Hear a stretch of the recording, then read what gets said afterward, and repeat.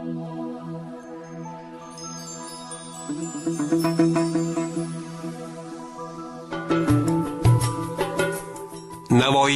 ilmga bo'lgan ishtiyoqi erta uyg'onib, 4 yoshida madrasada ta'lim ola boshlagan.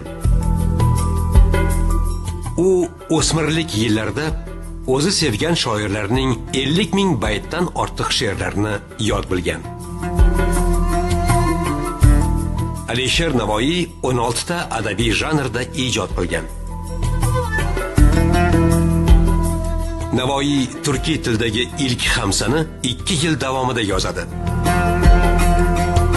Navoiy o'z jamg'armasi hisobidan Hirotda va butun Xuroson mamlakatida 300 dan ortiq inshootlar qurdirgan.